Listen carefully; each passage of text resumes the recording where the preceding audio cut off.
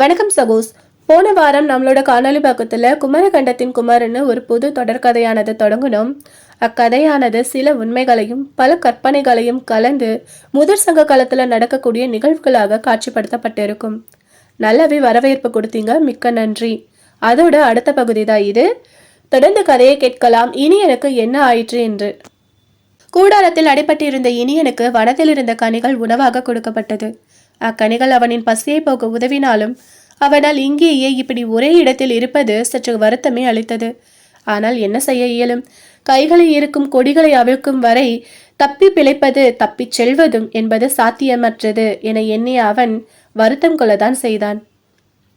இப்படியே 2 தினங்கள் முடிந்து 3வது தினம் இரவும் வந்தது.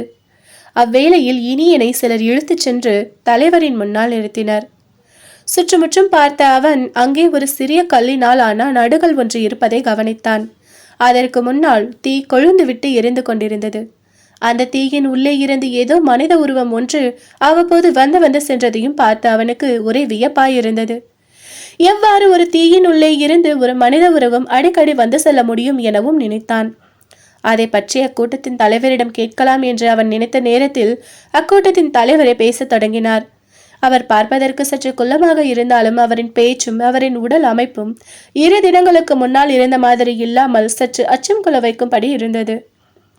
அத்தலைவர் தன்னுடைய மீசியை 2 புறத்திலும் சற்று முறுக்கியவாறே பேசத் தொடங்கினார். நீங்கள் 2 தினங்களுக்கு முன்னர் கூறிய அனைத்தும் உண்மைதானா என தெரிந்து கொள்ள நாங்கள் நினைத்து இருந்தோம்.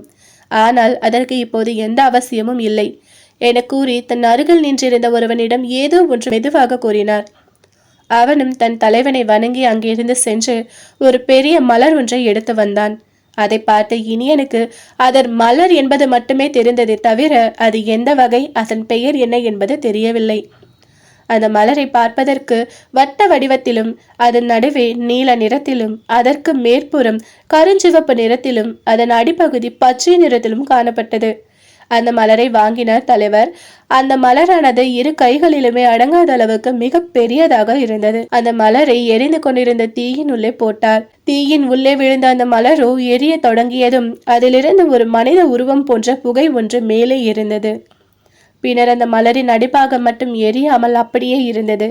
அந்த அடிப்பாகத்தை தன்னிடம் இருந்த சிறிய கத்தியிலால் குத்தி வெளியே எடுத்தார் தலைவர். அந்த மலரின் அடிப்பாகத்தில் இருந்து ஒரு பசை போன்ற திரவம் வழிந்தது. அந்த திரவத்தை இனியன் கையில் மாட்டியிருந்த கொடியின் மேல் ஊற்றினார். சில கணங்களிலேயே அந்த கொடியானது அருந்து கீழே விழுந்தது. இதை பார்த்து இனியனுக்கு மேலும் மேலும் வியப்பு தான் ஏற்பட்டது. வாளினால் கூட வெட்ட முடியாத கொடியை ஒரு மலரை வைத்து எளிதாக அறுத்து விட்டனே என குழம்பினான். ஒரு வழியாக கையை இறுக்கி அந்த கொடி விட்டு விலகியது என நினைத்த அவன் அத்தலைவருக்கு நன்றி தெரிவித்தான். எவ்வாறு என் கையில் கட்டியிருந்த கொடியை விடுவித்தீர்கள்? நான் கூறியது உண்மை என தெரிந்து கொள்ள வேண்டும் என்று தாங்கள் கூறினீர்கள். ஆனால் இப்போது ஏன் தெரிந்து கொள்ளாமலே என்னை விடுவிக்கிறீர்கள் என கேட்டான். எங்களின் கட்டுப்பாட்டில் உன்னை வைத்திருந்த போது வெண்வேளாண் குன்றத்தை சேர்ந்த வீரர்கள் சிலர் எங்களை எச்சரித்து விட்டு சென்றனர். உடனடியாக உன்னை விடுவிக்கும்படியும் கேட்டனர். நாங்கள் தான் இந்த கொடியை அறுத்ததும் விடுவிக்கிறோம் என்று கூறி அவர்களை திருப்பி அனுப்பினோம் என்றார் தலைவர். என்னை விடுவிக்க சொல்லி வந்தனரா? வேறு ஏதேனும் உடன் வந்தனரா என இனியன் கேட்டான். இல்லை, வெறும் வீரர்கள் மட்டுமே வந்திருந்தனர். அது ஒருபுறம் இருக்கட்டும், என் கையில் கட்டிய அந்த கொடியை எவ்வாறு வெறும் மலரை வைத்து அறுக்க முடிந்தது தங்களால் என ஆச்சரியத்துடன் கேட்டான் இனியன். அதுவா? அதை பற்றி தாங்கள் தெரிந்து கொள்ள வேண்டுமென்றால் தாங்கள் இங்கேயே எங்களுடனே இருக்க வேண்டும். இவ்வனத்தை விட்டு வெளியே செல்லக்கூடாது. அப்பொழுதுதான் அந்த ரகசியமானது சொல்லப்படும் என கூறினார் ஊர் தலைவர். ஓஹோ, இல்லை, வேண்டாம். நான் சற்று தெரிந்து கொள்ளலாம் என்று கேட்டேன். நீங்கள் சொல்லியே வேண்டும் என்ற எந்த அவசியமும் இல்லை. சரி, எனக்கு தங்களால் ஒரு உபாயம் வேண்டும். என்னை நீங்கள் சிறைப்பிடித்த அந்த இடத்திற்கே மீண்டும் அழைத்து சென்று விடுவீர்களா என கேட்டான் இனியன். அதை கேட்ட ஊர் தலைவன் அவ்வாறே ஆகட்டும் என கூறி இருவரிடம் இனியனை கொண்டு போய் அந்த ஒற்றையடி பாதையில் விடுமாறு கட்டளையிட்டான். அவ்வாறு இருவரும் அழைத்து சென்று அப்பாதையில் விட்டனர். இனியனுக்கு அவனின் புறவி இல்லாதது மனதில் ஒரு கவலையை அளித்தாலும் முடிந்த நிகழ்வை பற்றி நினைப்பது அறிவற்ற செயல் என நினைத்தபடியே அவன் நடக்கத் தொடங்கினான். அந்த கூலியர் வனத்தின் நடுவே உள்ள ஒரு பாதையின் வழியே மேல் திசை நோக்கி நடக்கத் தொடங்கினான். எங்கே செல்கிறோம் என்று தெரியாமலே நடந்து கொண்டிருந்தான். சிறிது தொலைவு நடந்து சென்ற அவனுக்கு முன்னால் ஒருவர் நடந்து செல்வதை பார்த்ததும் மிகவும் மகிழ்ச்சியாக இருந்தது. அதனாலே வேகமாக நடக்கத் தொடங்கினான். வேகமாக நடந்த இனியன் தனக்கு முன்னால் சென்று கொண்டிருந்தவனிற்கு இணையாக நடக்க தொடங்கினான். அவர் இனியனை பார்த்தும் பார்க்காத மாதிரி நடந்து கொண்டிருந்தார். சிறிது நேரம் அவரையே பார்த்து கொண்டு வந்த இனியன் அவனாக பேச்சு கொடுத்தான். ஐயா, தாங்கள் எங்கு செல்கிறீர்கள் என்று அடியேன் தெரிந்து கொள்ளலாமா? அதற்கு அவரோ, அதை எதற்கு நான் உன்னிடம் கூற வேண்டும்? அவரை மேலிருந்து கீழே பார்த்து இனியன், அகவை சற்று அதிகமாக மற்றவர்களுக்கு மரியாதை தருவது குறைந்துவிடும் போல என மனதில் நினைத்தவன், ஐயா, நாம் போகும் இடத்திற்கு சேரும் வரை சற்று பேசிக்கொண்டே சென்றால் களைப்பானது தெரியாது எனும் நோக்கத்திலே நான் பேசினேன் என கூறினான். அதற்கு அவர் பேசத் தொடங்கினார். நான் சிறு சிறு பாடல்கள் இயற்றக்கூடிய தமிழ் புலமை பெற்றவன். பொதிகை என்ற மலைப்பகுதியிலிருந்து நான் வருகிறேன் தம்பி. பல ஆண்டுகளாக நான் இங்கிருந்து பல மருத்துவ குணம் கொண்ட செடி கொடி மரம் பற்றி அதில் உள்ள மலர்கள் என அனைத்தையும் ஆராய்ந்து குறிப்பு எடுத்து வைத்துள்ளேன். பின்னர் இதே போன்று ஒவ்வொரு குறிஞ்சி நிலம் முழுவதும் நான் அலைந்து திரிந்து இப்போது இங்கே வந்துள்ளேன் என்றார் அவர். குறிஞ்சி நிலத்தில் மட்டும்தான் குறிப்புகள் எடுப்பீர்களா? மற்ற நிலங்களில் இருக்கும் பலவற்றை நான் ஏற்கனவே ஆராய்ந்து குறிப்பு எடுத்து வைத்துள்ளேன். மேலும் தென்பகுதியில் இருக்கும் குமரி நாட்டின் பல வனங்களில் இருந்தும் குறிப்புகள் எடுத்து வைத்து விட்டேன்.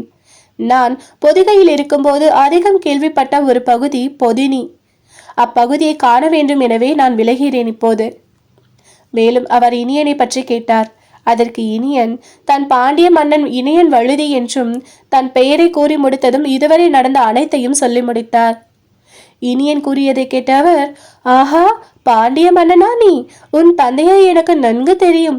அவர் என்னிடம் அதிகமாக கூறுவது ஒரு மிக பெரும் அவையை ஏற்படுத்தி அதில் பல இலக்கண வளம் மிகுந்த நூல்களை இயற்றி அனைவருக்கும் தெரிவிக்கப்படியாக செய்ய வேண்டும் என கூறுவார் என அவர் இனியனிடம் கூறினார்.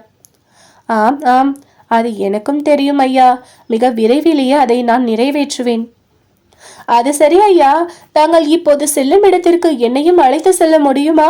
ஏனெனில் நான் இப்பகுதிக்கு புதியவன். சரி, நாம் இருவரும் சேர்ந்து பொதினியை நோக்கி செல்வோம். அங்கு சென்ற பின் நீ உன்னுடைய வேலையை பார்த்து செல், நான் என் வழியில் செல்கிறேன். சரி என்பது போலே தலையாட்டிய இனியன் இருவரும் சேர்ந்து நடக்க தொடங்கினர். ஐயா, தங்கள் பெயரை இன்னும் கூறவில்லையே என கேட்டான். அதற்கு அவர் கூறிய பதில், புலவர் அகத்தியர். அதை கேட்டு இனியன் சிறிது நேரம் எதுவும் பேசாமல் நடக்க தொடங்கினான். அகத்தியருடன் இணைந்து பொதினியை நோக்கி நடக்க தொடங்கிய இனியனுக்கு மனதில் பல குழப்பங்கள் இருந்தது. அகத்தியரின் மனநிலைமையும் அதேதான். அகத்தியரின் மனதில் மற்றொரு எண்ணமும் தோன்றிய வண்ணம் இருந்தது. அது வேறொன்றும் இல்லை, பொதினி மனையில் இருக்கும் தலைவனை பற்றியதுதான். அகத்தியர் சென்ற இடங்களில் எல்லாம் அதிகம் கேள்விப்பட்டது பொதினி பொதினி பொதினி. பொதினி மலை தலைவனை பற்றி அவ்வாறு புகழ்ந்து பேசினர். மிக குறைந்த அகவை கொண்டவன் என்றாலும் அறிவில் சிறந்தவனாகவும் பல மருத்துவம் பற்றியும் இயற்கை அறிவும் கொண்டவனாகவும் இருக்கிறான்.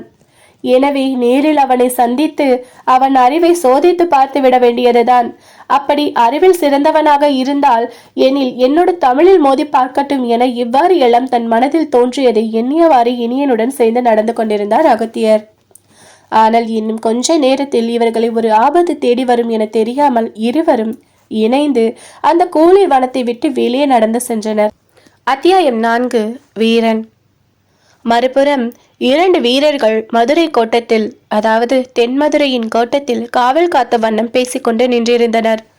அதில் ஒரு வீரன், நம் மன்னர் இக்கோட்டையிலிருந்து சென்ற பின்னர் நமக்கு இங்கு என்ன வேலை என கவலை தோய்த்த முகத்துடன் கூறினான். அதற்கு இன்னொருவன், கவலை கொள்ள வேண்டாம் நண்பா, நம் மன்னர் நம்மை விட்டு எங்கும் செல்ல மாட்டார். கூடிய விரைவில் இங்கு வந்து மீண்டும் இக்கோட்டையை மீட்டு மீன் கொடி பறக்க விடுவார் என்றான். அதில் எனக்கு துளியும் நம்பிக்கை இல்லை நண்பா. இப்பெரும் நாட்டையே குறுக்கு வழியில் பிடித்து விட்டான் வெற்பன். அவனை தோற்கடித்து மீண்டும் இந்நாட்டை அடைவது என்பது சாதாரணமல்ல என்று கூறிவிட்டு கோட்டையின் வலதுபுறம் உள்ள மாடத்தை நோக்கி சென்றான். இருவரில் ஒருவன் பாண்டிய மன்னன் இனியன் வழுதியின் படைத்தலைவனாக இருந்தவன், மற்றொருவன் அவனின் நண்பனான போர் வீரன். படைத்தலைவனின் பெயர் இருமன், அவன் நண்பனின் பெயர் காடன். காய்ச்சி நாட்டு வேற்பனின் படையெடுப்பால் தற்போது இவர்கள் இருவரும் மதுரை கோட்டையின் காவல் பொறுப்புக்கு கட்டாயப்படுத்தப்பட்டனர். தன் நண்பன் காடன் கூறியதை கேட்டு அமைதியாக நின்றான் இருமன். அவனின் மனதில் பல எண்ணங்கள் வந்து சென்றது. ஒரு மாதத்திற்கு முன்னால் நடந்த நிகழ்வு நினைவுக்கு வந்தது. மதுரைக்கு அருகில் உள்ள ஊனூர் என்னும் ஊரை சேர்ந்தவன் இவன். சிறிய அகவையிலேயே தன்னுடைய தந்தையை இழந்தான். இவனுக்கு ஒரு அண்ணனும் இருக்கிறான். அவர் பெயர் வீரன். இவர்கள் இருவரும் தாயின் அரவணைப்பிலேயே வளர்ந்தனர். இவரின் தாய் பல வீர கதைகளையும் இவர்களின் தந்தையின் கதையையும் கூறியே வளர்த்தார்.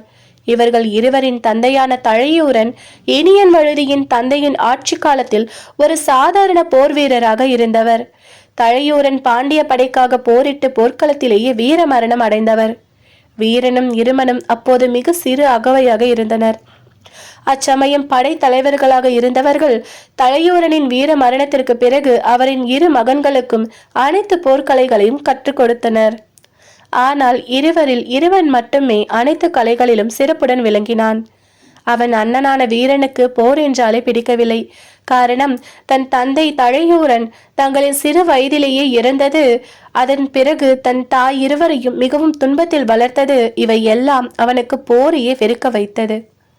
இருந்தும் தன் தாயின் வற்புறுத்தலால் போர்க்கலைகளையும் கற்று முடித்தான் வீரன்.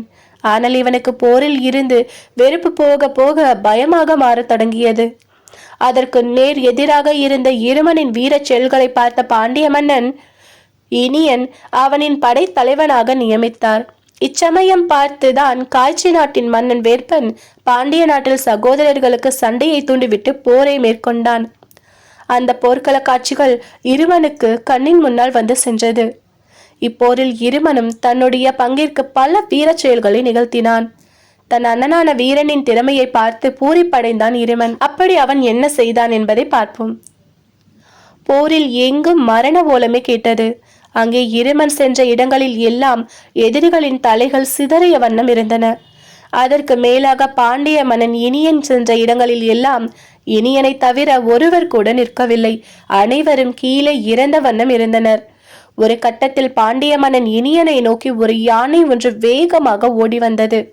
அச்சமயத்தில் பயந்த வண்ணம் இருந்த இருமனின் அண்ணன் வீரன் அந்த யானையை பார்த்து விட்டான். எங்கிருந்தோ அவனுக்கு ஒரு துணிவு பிறந்தது. உடனே தன் கையில் ஒரு ஈட்டியை எடுத்து அந்த யானையை குறி பார்த்து வீசினான். அவன் வீசிய ஈட்டியானது யானையின் வயிற்றில் தைத்து நின்றது. இதனால் அந்த யானை மிகுந்த கோபத்தில் வீரனை நோக்கி ஓடி வந்தது.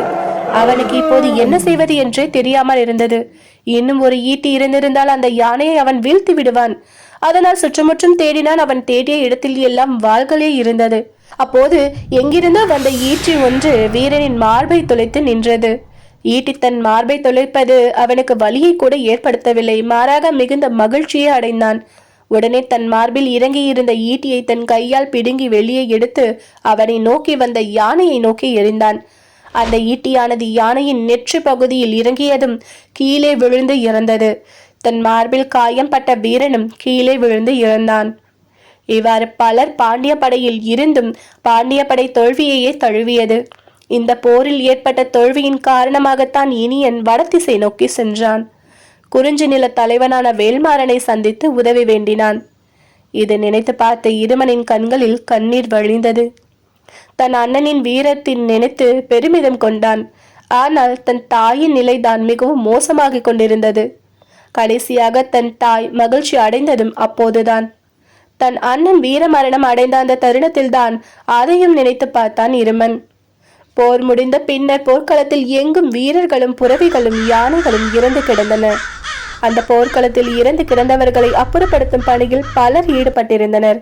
இறந்து கிடந்தவர்கள் சிலரின் உறவினர்கள் அவர்களின் உடல்களை தேடி கண்டுபிடித்து அழுது புலம்பினர். அக்கொடிய போர்க்களத்தின் ஒரு இடத்தில் அமர்ந்திருந்தான் இருமன்.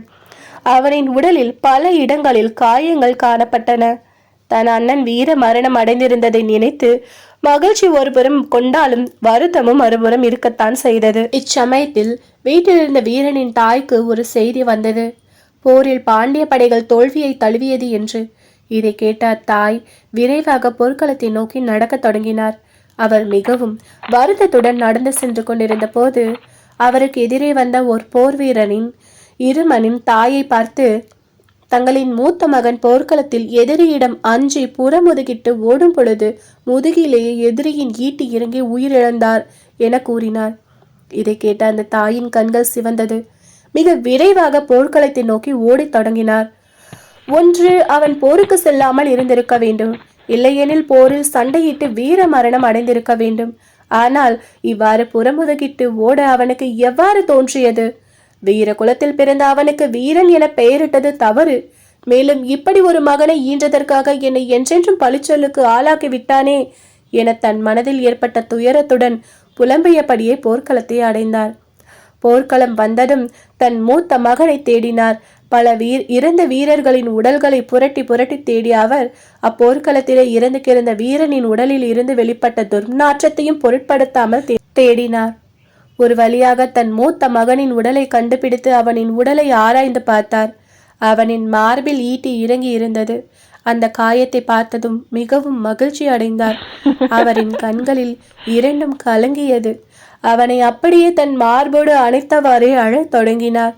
தன் மகன் புறமுதுகிட்டு ஓடி மரணம் அடையவில்லை, அவன் தன் தந்தையைப் போலவே வீர மரணம் அடைந்தான் என தெரிந்து மிக மகிழ்ச்சி அடைந்தார். இதை தொலைவில் இருந்து பார்த்த இருமனை சிறை செய்தனர் காய்ச்சி நாட்டு வீரர்கள். அவனை தங்கள் மன்னன் வேற்பனிடம் கொண்டு சென்றனர். வேற்பன் தன் வீரர்களை பார்த்து இருமனை விடுவிக்கச் சொன்னான். அவர்கள் இருமனை விடுவித்ததும் மதுரை கோட்டையின் காவல் பொறுப்புக்கு கட்டாயப்படுத்தினான் வேற்பன். ஆனால் இருமனோ அதற்கு இணங்கவில்லை. உடனே வேற்பன் இருமனின் தாயை கொன்றுவிடுவதாக மிரட்டினான். தன் தாயை வைத்து மிரட்டவும் வேறு வழியின்றி கோட்டையின் காவல் பொறுப்புக்கு சம்மதித்தான். கிட்டத்தட்ட 1 மாதமாக தன் தாயை பார்க்க முடியவில்லை. 2 தினங்களுக்கு முன்னால் தன் தாயை பற்றி ஒரு தகவல் வந்தது இருமனுக்கு. ஒரு நம்பிக்கையான போர் வீரனை தன் தாயை பற்றி தெரிந்து கொள்ள அனுப்பி வைத்திருந்தான். அவ்வீரனும் இருமனின் தாயை பார்த்துவிட்டு வந்தான். மூத்த மகனின் மரணத்தில் கலங்கி போயிருந்த தன்னுடைய தாய்க்கு இளைய மகனையும் சிறை செய்து கொன்றுவிட்டனர் என்ற செய்தியை கேள்விப்பட்டதும் மனம் உடைந்து போனார் இருமனின் தாய். இதனால் அவரின் உடல்நிலையும் மிகவும் மோசமாக மாறியது. இதை கேட்டு மேலும் மனவருத்தம் அடைந்தான் இருமன். இதையெல்லாம் நினைத்து பார்த்தவனின் கண்களில் இருந்து கண்ணீர் வழிந்தது. பாண்டிய மன்னன் இனியன் வழுதியை மீண்டும் வந்தால்தான் இந்த நிலைமை மாறும் என நினைத்தான். இருமனின் கண்கள் இரண்டும் கோபத்தில் சிவந்தன.